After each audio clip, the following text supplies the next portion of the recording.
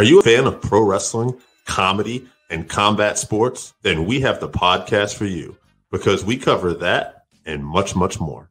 Do you like to debate with your friends? Do we have the perfect segment for you? It's the 531, where we take any given subject, break it down to a top 5. From there, we debate it down to 3, and then into that number 1 spot. If you want to get a hold of us, find us on our social medias. Search Working Fans Podcast on any major social media platform. And if you want to find the podcast, search for us on any major podcast platform, as well as YouTube. Working Fans Podcast. We put in the work so you don't have to.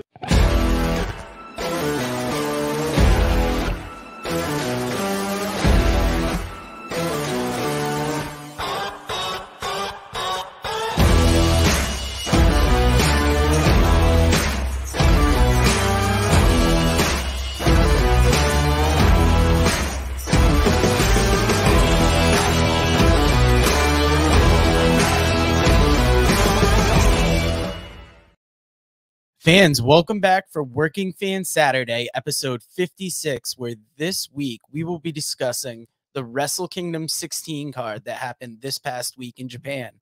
Let me play a quick commercial for the other live shows we have here at The Buzz, and then we will go over nights 1 and 2.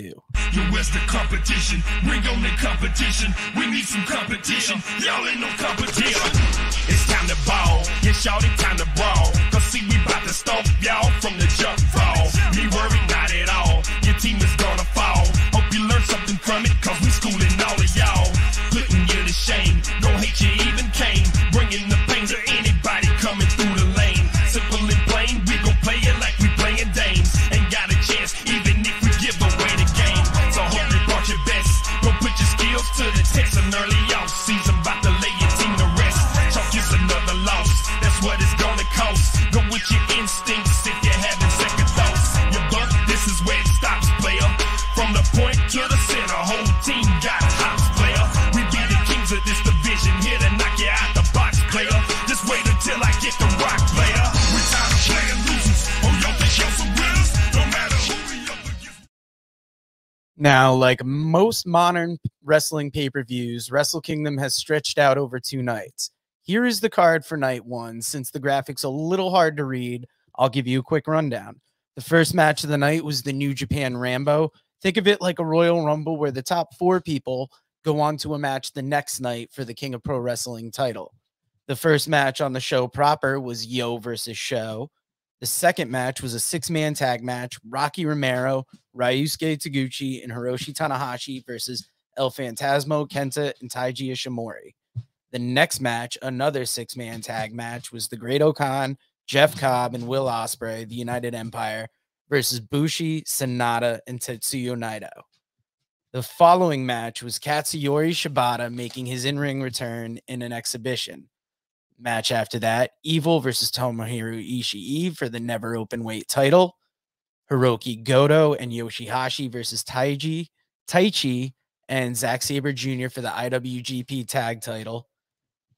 El Desperado versus Hiromu Takahashi for the IWGP Junior Heavyweight Championship. And then in the main event for night 1, Kazuchika Okada versus Shingo Takagi for the IWGP World Heavyweight title. Guys, how much of Wrestle Kingdom were you able to catch night 1? Just very little. Just I saw Shingo and Okada. And what's up, Lee? I love the match. I thought it was good. AJ, I don't even know if you got to see any Wrestle Kingdom this week with all the wrestling and stuff going on. But, yeah. Night 1 was just pretty much Shingo and Okada. And trying to think of that was probably it because I was in the bread truck going. All right, well, let me start from the top of the card. The New Japan Rambo. This is a Royal Rumble type event where 2 guys start off in the ring, and then every couple minutes, new people are added in. Usually it is filled with more kind of classic guys. Like in past years, the Great Kabuki has made an appearance and others. This one featured a lot of young lions and some interpromotional people. And if you can believe it, Tatsumi Fujinami made an appearance, and he was dealing out dragon screw leg whips, which at almost 70 looked insane. I saw this Chase. 50th anniversary, actually, of New Japan, and Fujinami was in one of the first matches. I saw that Chase Owens was wearing the Texas State title in this. I thought that was pretty good. Yeah, there were a lot of little touches that were interesting, but the 4 guys that survived this were Chase Owens, Shima, Minoru Suzuki, and of course Toru Yano, who has won the Rambo and gone on to win the King of Pro Wrestling title the last 2 years that they've had it. It amazes me how long Toru Yano has had that gimmick still going with the comedy wrestling, because I watched some of this the second night with him, and I'm just like, there's no way. I just can't see this going on for as long as it could, like in WWE or like here in North America. I think people would tire of it, but he's really good at what he does, and I give him all the credit in the world. He's the Japanese R-Truth, if you look at it. Well, Japan also gives them more freedom to do so. Japan gives you freedom to actually work and do the gimmick that you're going to do. That's why we get some of the people that we get. Anything from look at the Rainmaker. It's not comedy, but it's something that you might not ever be able to do in the WWE. Yep. Now the first real match on the show, which if nobody has checked it out, everybody's got to watch this match. Yo versus Show.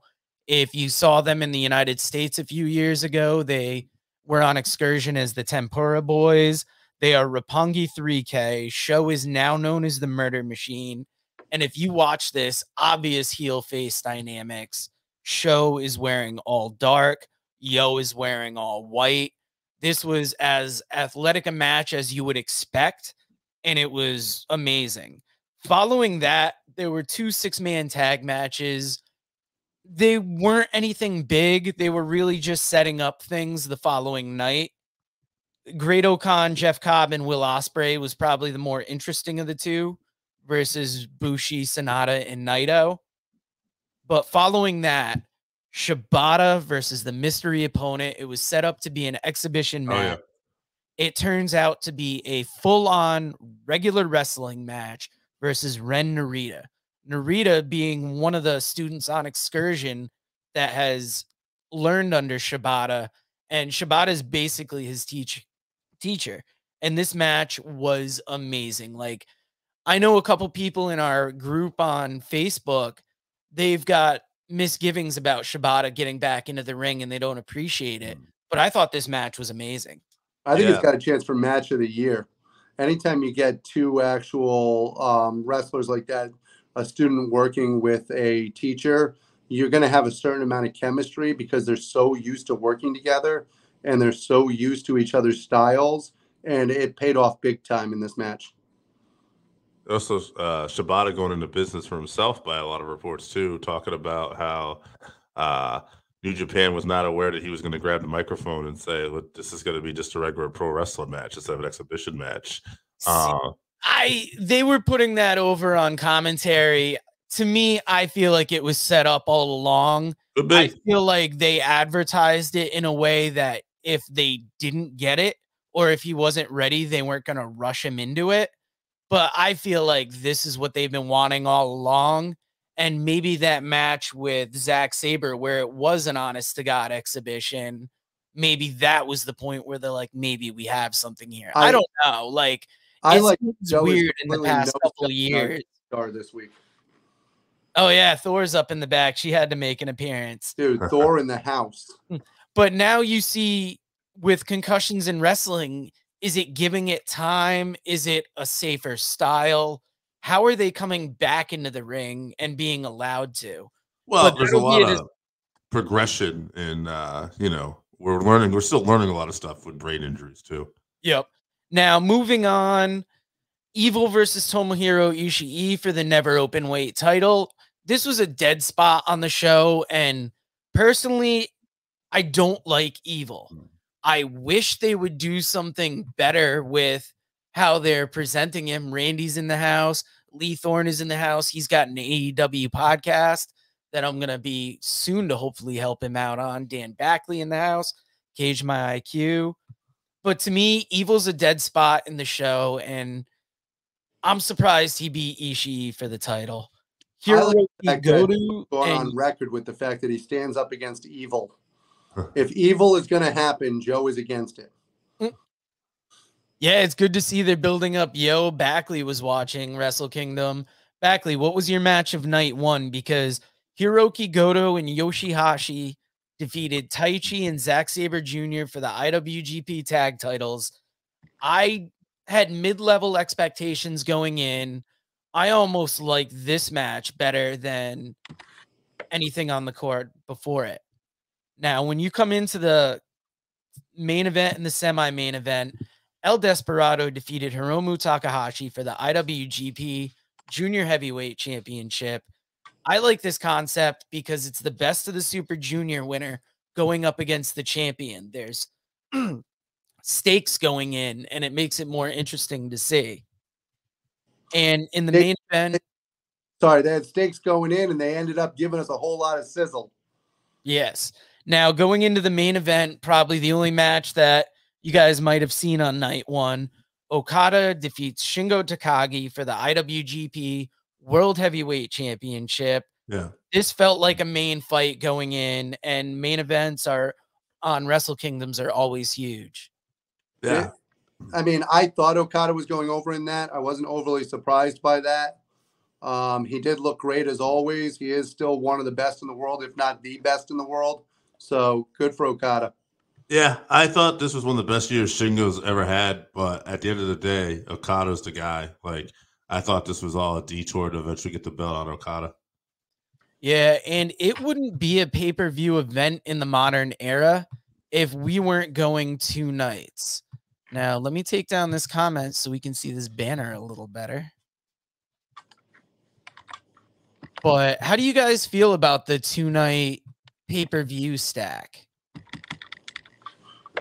I mean, go ahead, AJ. I mean, there were solid matches both nights. I mean,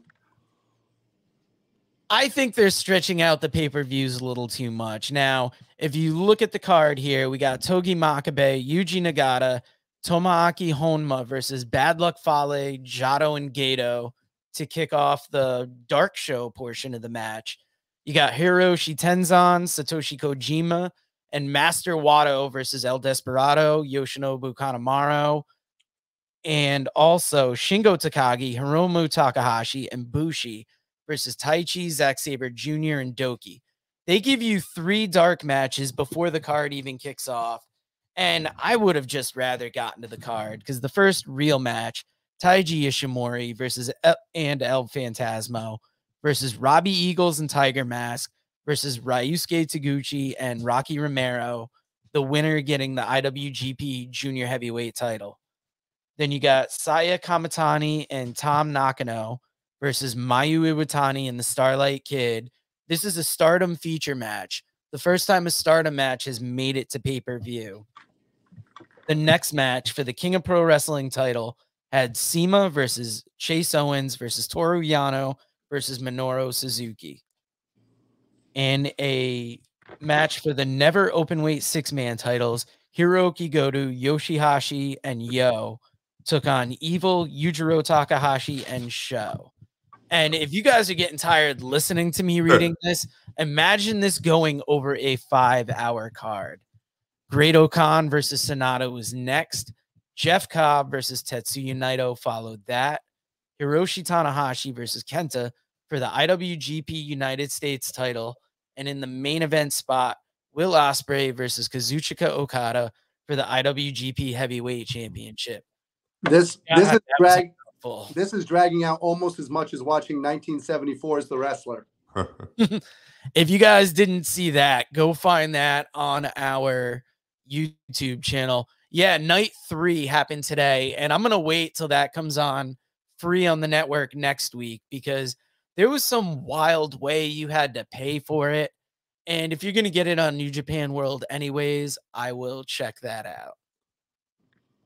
Dan Backley coming in with the comments. Backley, another New Japan fan. But we'll start with the guys here, and then Backley, let us know in the comments, what was your match of the night? Yeah, for me, It was Okada and Ospreay. It was just good to see Ospreay kind of have that moment main eventing with Okada. I wish he would have gone over. But They've been playing up that Real World's champion for so long that yeah. I would have liked to see it with Ospreay on top, but Yeah, me too. you can't fault him for putting Okada over. No, but I would like the better if Ospreay won. I also Naito with the win over Cobb. It was a good match, but Cobb's another guy I'd just like to see get a bigger push in that company. Well, Backley actually stole my thunder. As you guys know, my favorite New Japan star is Kenta. I am a huge fan of his style. I love what he does. And him versus Hiroshi both nights was absolutely outstanding. Yeah, I would give it the match of both shows because Tanahashi, he gave us a rougher style than we're used to seeing from him in that. And a lot of the times when you go on later in your career, you almost switch up the way that you work, bringing in that extremeness to kind of make up for a lack of what you can do in the ring. But Tanahashi hasn't lost a step. He did that jump off the ladder. This match was insane. Yeah, he hasn't lost anything. I mean, for a guy who's going strong, he's got to be getting close to that Vern Gagne age from the wrestler, and he still looks absolutely amazing. Mike Fuller age, you might say. Yeah, sorry, Mike Fuller. Yes. I was happy to see Minoru Suzuki win the King of Pro Wrestling title because that's kind of been a joke title for the last couple of years. And that's where we've come out with handcuff matches, lights out matches where the lights are turned off for periods of time. They had a match where they did shots.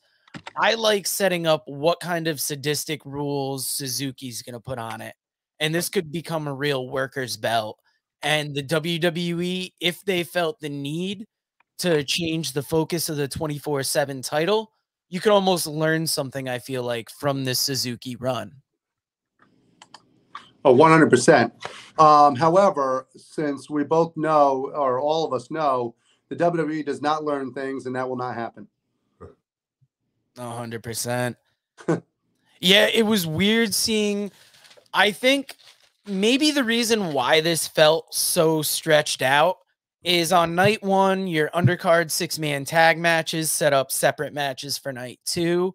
On night two, where you had 6-man tag matches, it was taking the people that weren't used from night one and reappropriating them. The COVID definitely affected the show, but I feel like it was better than what we could have gotten. Would you guys agree? And I think that's one of the reasons why it seemed longer is because, yeah, it is a long show, but unfortunately with COVID and with the restrictions and everything that's going on, I don't think it would have felt as long if you had more wrestlers to spread out throughout the show. I think if you had other superstars coming in and some of the people that we were expecting, I think it would have flowed a lot more. Yeah, they were promoting the 50th anniversary. They really got it in with Fujinami. Well, in fairness, Fujinami was wrestling at the first one. 100%. Now, I'm going to be watching more New Japan this year because I didn't watch a lot this year. I stayed in for major things, but I felt like this was a good way to kick off the year. And if I were participating in the top 5 of the week, this would be on my list. But I'm going to hop out here. And I'm going to let you guys talk this week in wrestling and what you guys liked. Yeah, well, top 5 of the week. I mean, there was a lot of good stuff this week. Everybody actually had a good week. Well, that's going back to last Saturday. Yeah, usually it's easy for us to pick a top 5 because the WWE just sucks and we end up with all AEW and one WWE thing. No. But every organization's bringing good stuff. It's hard to pick a top 5. Yeah, I had Lesnar win the WWE title last week. I thought that match was awesome. It was like a giant sprint. That makes my top 5 of the week. Lesnar win the WWE title at the Rumble. I'm sorry, at day 1. I also have Hangman and Danielson. That has to be on the list. A good bloodbath. Jungle Boy getting his first tag team title this week. Insane match. Hey, wait a minute. It's also Luchasaurus' first tag team gold here. Yeah. I'm not the biggest fan of Luchasaurus. I hate the gimmick. Spoiler. I also was a big fan of Braun Breaker this week, getting the world title in NXT. Thought that was great. And when I was including this top 5, that's my 4. My 5th actually has to be an announcement that was made last night rather. Mickie James is going to be in the Royal Rumble, and she was. Did you watch this, AJ? I missed that. Okay, you haven't seen SmackDown. Okay, no, I saw SmackDown. Oh, you fast forwarded. Forwarded. So you don't even know. This was on social media. She's bringing a belt from another federation. Pat McAfee. Okay, so Charlotte shows the graphic of the people who are going to be in the Rumble. One of the people mentioned was Mickie James. And then McAfee goes, and here it goes, the Impact Knockouts World Champion, Mickie James, will be at the Royal Rumble. Last time she was here, she was sent away with a trash bag. Hard feelings are waiting, and she's looking for revenge or something. So, yeah. And WWE social media mentioned her as the Knockouts champion. Wow. So McAfee McAfee coming across as a rock star. Guess what? You just made one of my top 5 moments. Thank you for that. Yeah, and here's the other part about this too. Tonight, Mickie James is supposed to defend the Impact World Title against Deonna Purrazzo, and Deonna Purrazzo showed up at Ring of Honor, challenged Roxy, and they're supposed to have a match, Impact versus Ring of Honor, because she said when I win the Impact belt, and I assumed that was a given. But now with the WWE announcing that the Impact World Champion is going to be at the Rumble, the Impact Women's Champion, I wonder if Mickie James is going to keep the belt. Yeah, that's crazy. Jay White calling out Adam Cole on Strong. I didn't see that, but that's pretty cool. Yeah, I actually knew about that one. Yeah. So my top 5 actually involves Mickie James's husband. Nick Aldis has signed a long-term deal with NWA to actually stay with NWA. And in that same top 5 bubble, because I'm just going to make NWA as my top 5, one of my top 5s, they announced that they're going to be doing 6 pay-per-views now during the course of a year, signing up with Fight TV. Yeah, and now they're going back free to YouTube every week too. Exactly. So you don't have to be on the Fight thing. So the Fight thing is now basically almost like the Honor Club, but you only spend $50. It's $49.99, and you get all 6 pay-per-views rolled into one. And they're going to have every week they'll be on YouTube. You don't have to wait for it like it was before. And they're adding another show to drop today, which is NWA USA, I want to say. And it's got like junior heavyweight championship matches happening right now. To me, that's just a great thing. And NWA is driving in the right direction. So that's going to be one of my top 5s. I'm with you. I'm a big fan of Braun Breaker. I love seeing the kid get the belt. AEW had a great week this week. I thought it was very entertaining. Cowboy versus Bryan Danielson was absolutely out of this world. Just a bloodbath, absolutely phenomenal. I enjoyed that. Another one of my top 5s this week is going to come from the WWE. I loved also Brock Lesnar winning the WWE title. But to me, the highlight of the week was him doing his Paul Heyman impersonation last night on SmackDown. Oh, my God, is he good at impersonations? Yeah, he's definitely talented. And to answer Backman's questions, I'm excited that New Japan will be back on Axis. I mean, it's kind of cool. Impact is going to have the Ring of Honor title defended tonight. Jay Gresham is defending the title against Chris Sabin. And then they have this deal potentially going on with Deonna Purrazzo versus Roxy, possibly for the belt. And Mickie James is now going to. Impact is making moves here. You got to give it to him. Like, when I think it's getting a little stale and I might not be interested, AEW is not going to do it. Now they're doing a deal with WWE. I never saw this coming. Like, good on them. No, I thought that was absolutely great. That's and the best thing is the WWE will also continue to not use Zack Ryder when he also is not put into the Rumble. Yeah, he won't be there.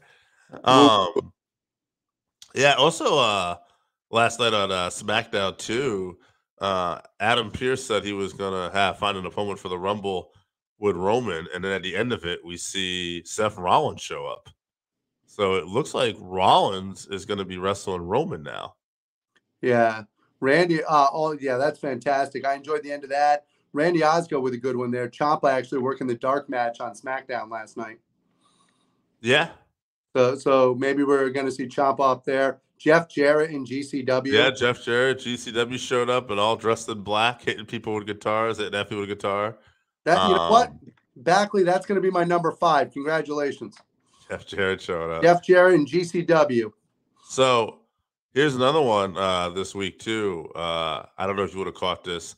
I watched NXT UK this morning, and this is interesting. I haven't heard this make many news, but Walter is wrestling his last match for NXT UK next week. Yeah, against Nathan Fraser, forgive me. Yeah. So, but they're advertising it, and they said after his 6-man match went so well. So I think Walter is actually going to be living in the States now, from what I hear, and he's actually going to be on NXT. Funny thing is I actually mentioned that to you yesterday on our live show. Oh, did you? I was a little out of it, as you may know. Yeah. I was a little sick. Dave's got to cut back a little bit on the cold medicine. So Walter is supposed to be at NXT now. He's signed with NXT US full time now. Oh, very good. I'm excited to see him versus Braun Breaker. Oh yeah, absolutely. Which is also one of the things that I actually mentioned yesterday. Yeah, that'd be great. Check that out. That's some good foresight right there. I had to check that out, man. Walter Rivers. Hey, he's in great shape, as you may know. Lost some weight. It looks like he's got some abs. I wonder if he'll be in the Royal Rumble. That's why Vince is willing to let him come to the U.S. He finally lost enough weight to get here.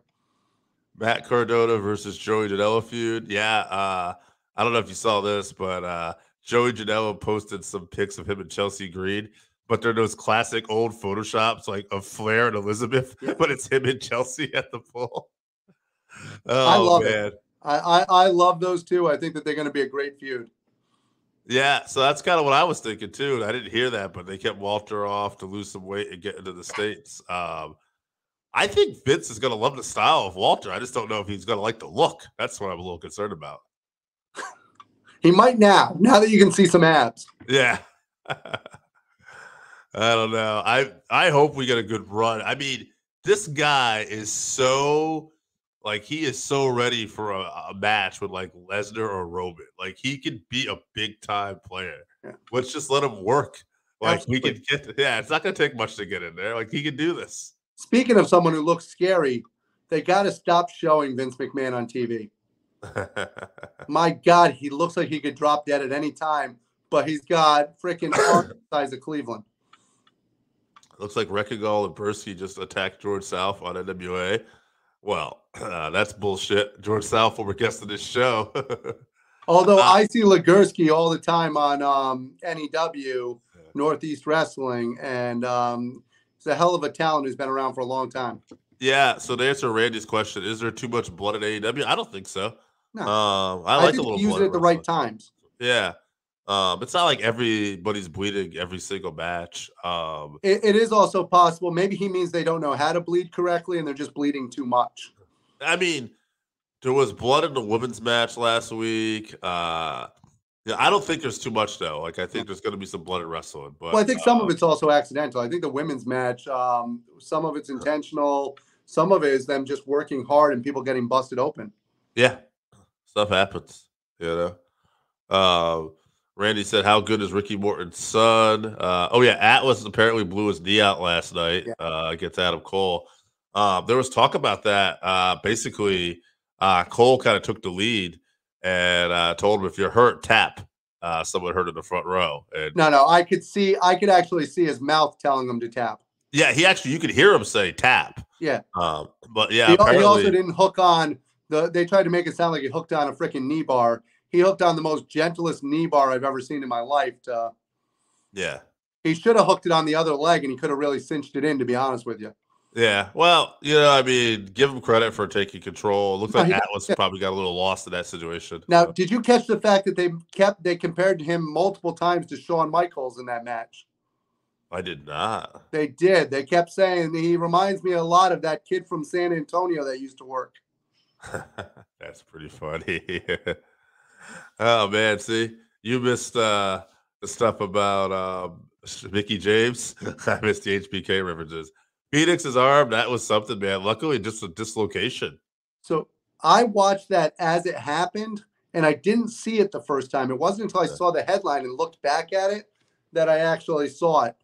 Yeah. I knew something was up. Oh, because you had texted the group.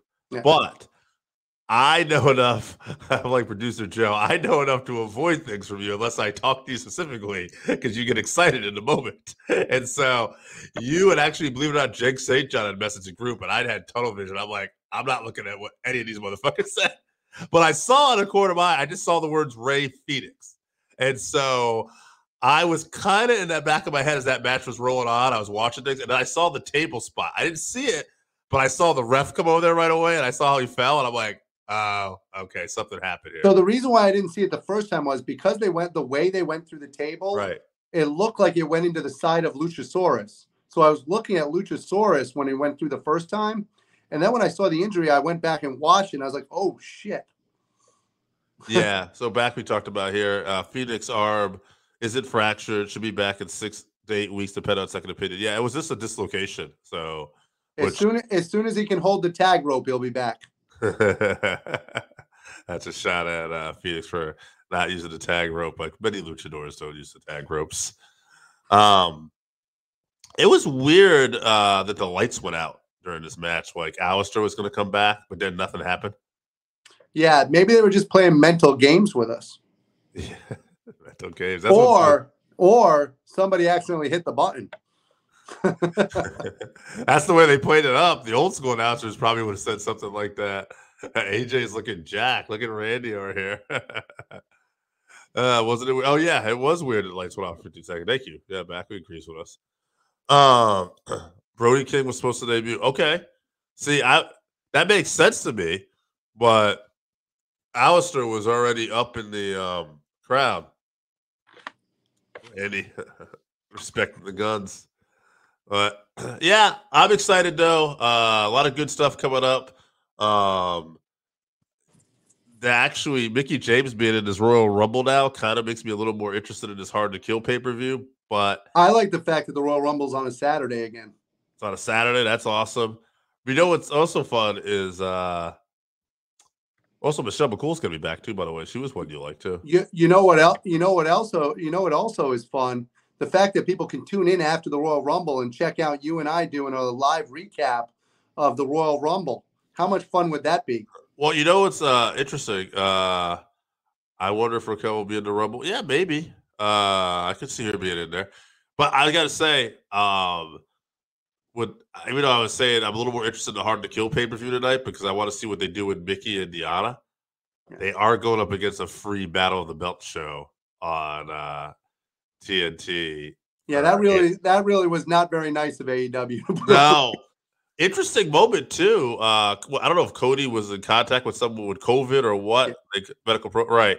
So now they're using an interim title. I've never seen this in pro wrestling. Dustin and Guevara are going to wrestle for the interim.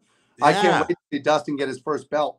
I don't know about that, but I wouldn't mind. I like the idea of an interim title in wrestling because it's not something that's overdone. Like in boxing and MMA, they do it like way too much, I think, with injuries and stuff. But wrestling, you never see that. So to me, it's kind of like, makes a little interest in a match, Yeah, I think it definitely does. I love Battle of the Belts. Yeah. We'll see how it goes. I remember in The Wrestler from 1974, they were going to do Pedro Morales versus Dory Funk Jr. versus Mike Fuller. That would have been hot. That would have been something. Yeah, Randy says Cody does have COVID. Well, regardless, yeah, he's going to be out for a couple weeks then, or out for 5, 10, whatever. They're going to have an interim title. I think it's 5 days from when you're not symptomatic. Right. Yeah, you got to pass the test, probably. I'm sure too. 5 counts. That's CDC. But I mean, we would have to. I don't know what AEW, what they're going to do. So we'll see. They might have a little more stricter. But yeah, I'm excited. I actually kind of hope Dustin does win. Oh, I would love to see Dustin win. That'd be awesome. But I don't see it happening. Yeah. Well, you can find that review of The Wrestler on our YouTube page. I think that's out already out there. Yeah. And check it out. As far as next week, I think that question was posed to us, trying to put us on the spot. What we're going to Royal Rumble 92. We're talking about next week. No, that's on the actual on the podcast. I'm thinking on the live show. Why don't we call an audible? Why don't we cover Hard to Kill? Absolutely. Okay. It sounds like an interesting event coming up tonight. Impact Wrestling really trying to get our attention. So I'll be tuned in to watch Hard to Kill.